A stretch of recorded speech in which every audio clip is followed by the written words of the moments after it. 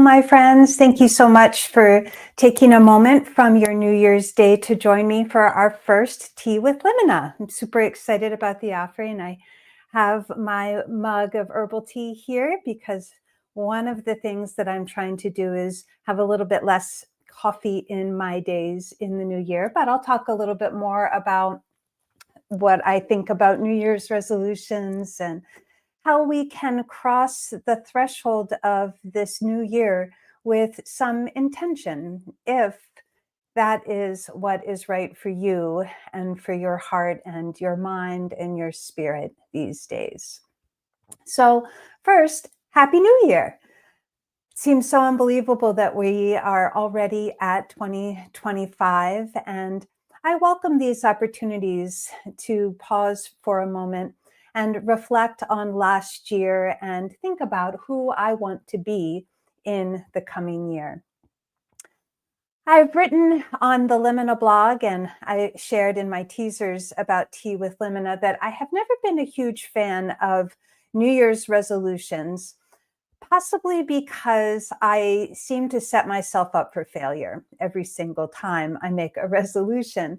And in reflecting on that, I think it's a combination of not really paying attention with honesty and gentleness about my own temperament and the structure of my life and my days, to whether or not my resolution would actually be possible.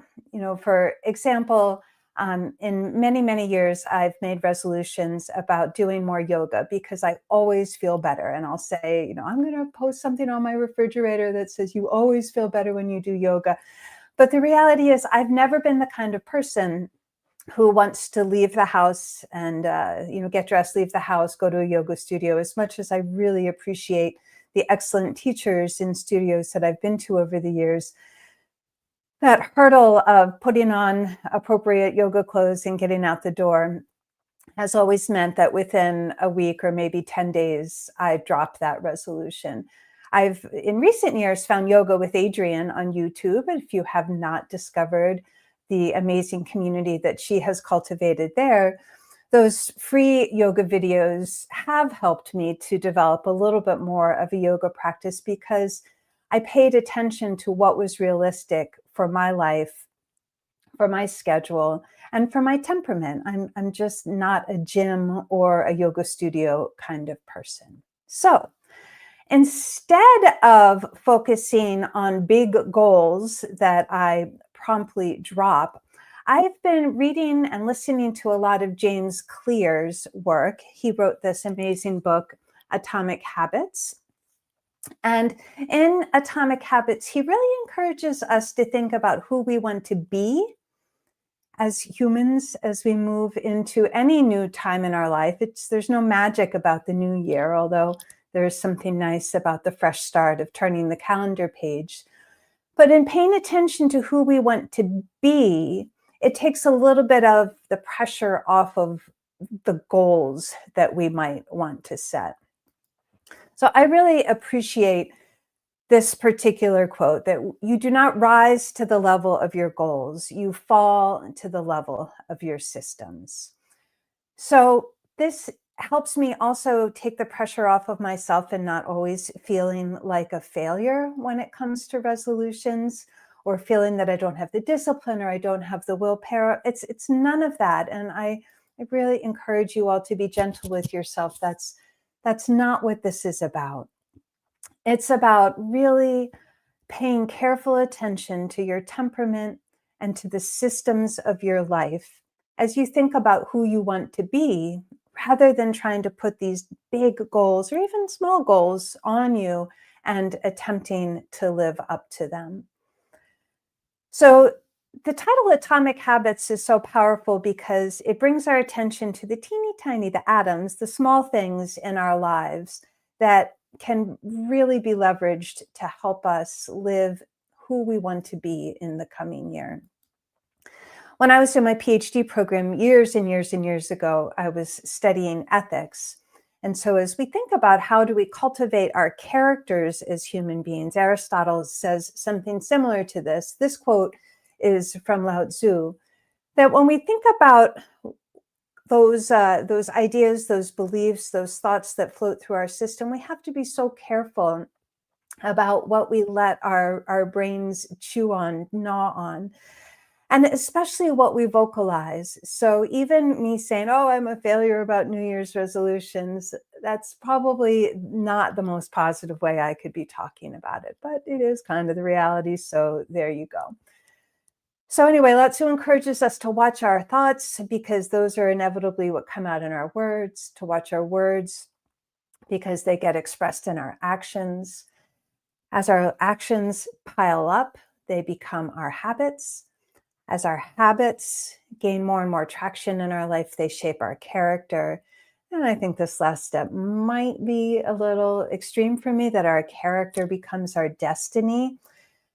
However, I think you get the point that if we don't pay attention to the small things, to the atoms that are part of our daily stream of consciousness and the mental chatter, we may end up becoming somebody who we don't necessarily want to be. So instead of New Year's resolutions, I've been spending some time this week and will continue because, again, there's no magic to today. It's not like if you miss today or you're just exhausted today and you don't feel like you have the mental and spiritual energy to engage in this kind of reflection, that you can't do it until next year. No, that's not absolutely not at all true. Whenever you decide to engage in some reflections on who do you want to be going forward from here, from the new year, from the new month, from the new season, whatever the new is for you, the important question is, who do you want to be? I have been working on becoming a musician, which, if you know me, you know that this is quite a surprise. I was told at a very young age that I was tone deaf, encouraged not to sing, not, just always thought music isn't my gift. This isn't something that I can really do. I don't want to invest any energy in it. And so it's been such a shock and a joy in my early 50s to realize that music can be a part of my life and that I can be a musician. And the ukulele has been such a joyful addition to my life in this last year. I picked up a ukulele about 15 months ago and have been enjoying the online platform of Cynthia Lynn and her free YouTube and then paid Patreon lessons. And so, in my goal to become a musician, I can choose very small daily habits, very small daily actions to build those habits to help me become a musician. So instead of setting some lofty goal for myself, like I'm going to perform with some, the Mid-Coast Maine ukulele group, maybe I will, maybe I won't, but that's not the point. That's not the goal. I want to become a musician. And in order to do that, I can pick up my ukulele and I can practice just 5 minutes a day. Cynthia Lynn, I say my favorite Cynthia because she's so fun to listen to and she's such an excellent musician. She says 5 minutes a day is good for the mind and the soul. And I have experienced that, holding the ukulele next to my heart, feeling the rhythm of the instrument, feeling the frequency and the vibrations in my body has been so wonderful and healing. And, doing it 5 minutes a day might seem like a teeny tiny thing, but the reality is I can really feel the roots of that practice sinking deep into my being. I love this quote from James Clear that reminds us that when a seed is in the ground, there is so much that happens underneath the surface while the roots are sinking down and going deep and deep and deeper into the soil before we ever see anything above the surface. So he says bamboo can barely be seen for the first 5 years as it builds its extensive root network. And then it explodes above the ground and reaches 90 feet within 6 weeks. So my little ukulele practice maybe someday will explode and become, some wonderful visible thing. Or maybe the roots that it is sinking deep into my heart and soul are more about following joy and trusting myself and enjoying the process of becoming a musician. So that's just one example of how, instead of a New Year's resolution that sets a big, lofty goal that I may or may not be able to achieve, I've been reflecting on who I want to be, and then thinking through what simple daily action I can take in order to help me become that person. So I hope that as you contemplate who you want to be in this next period of time, that you will find some motivation, some inspiration to look at your life at the smallest level. I love, again, that idea of atomic habits, small, small things that we can build into our daily rhythms of being that can help us craft a life to become the person that we want to be. Of course, this works for breaking habits as well. And there's so much information in Atomic Habits. If you want to explore the book or explore his website, he has an amazing newsletter that comes out once a week that I really enjoy the quotes and all of the inspiration he has in there. But as I constantly struggle with eating too much junk food and too much sugar, this is a good opportunity for me to reflect on perhaps becoming a person who chooses healthier snacks rather than less healthy snacks, shall we say. So that'll be something that I'll also be reflecting on as we move into this new year. So lastly, as we continue this little tea time chat with Limina, I wanted to invite you to consider how you mark these sorts of threshold times in your life, whether it's the crossing of the threshold of a new year, turning the calendar page. If you're tuned in to the cycles of the moon, December 30th is actually a beautiful, deeply harmonious and peaceful energy of a new moon in Capricorn. And so perhaps instead of focusing on the calendar, you focus on the moon's cycles. And so you want to use the cycles of the moon, the new moon and the beginning, and the full moon and the culmination to guide how you think about thresholds in your life. But I encourage you to spend a little bit of time, again, paying attention to the system of your life, the temperament, how you feel like you like to engage these kinds of things, and then what's practical in the context of your daily life. But one thing that I love to do is I love fires of any kind. And so here is an example. This is actually during COVID, where some friends and I got together. If you look closely at the picture, you can see we're all wearing masks.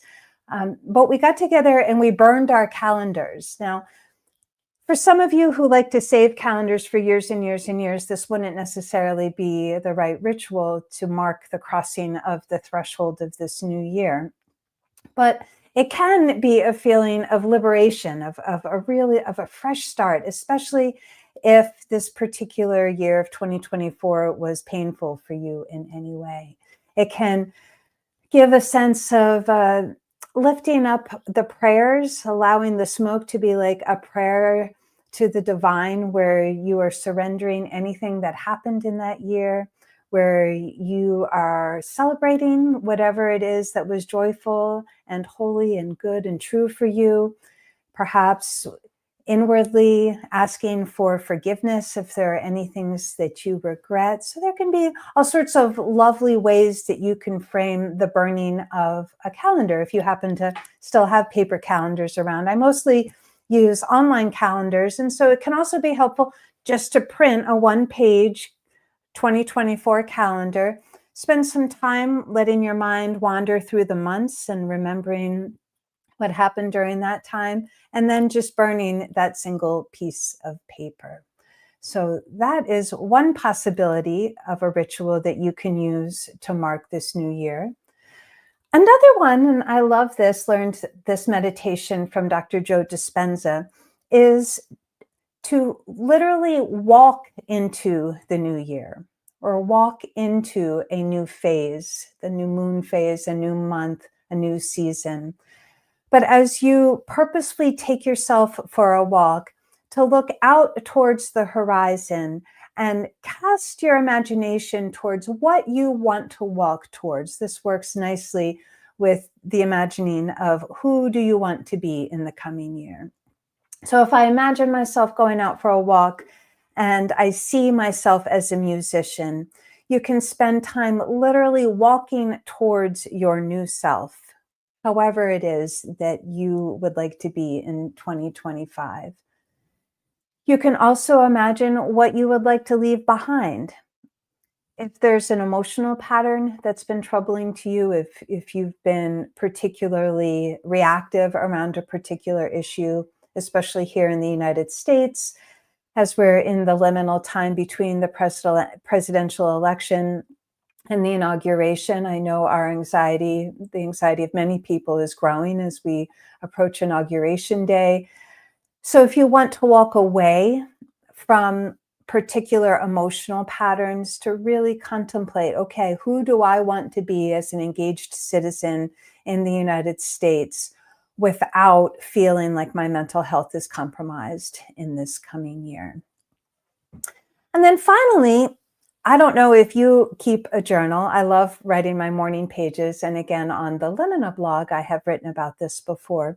But one of the most effective journaling practices I've used, and I brought two examples to show you, are these line-a-day journals, which you can get from a variety of different sources. And the idea, this is one I just finished yesterday, which is so exciting, is you can see, so that is June 9th, and there are 5 different areas where you write the year. And so I can look back and I can see what it is that I was doing on January 1st of 2020. It looks like I took a lovely walk, had coffee with a friend, and then met other friends for brunch, took a nice run, walked with my son Charlie, watched a movie, and then started a puzzle. So that was my New Year's back in 2020. Since there literally is room for less than a sentence, it can be a journaling practice that's very approachable if you are not somebody who likes to spend a lot of time writing.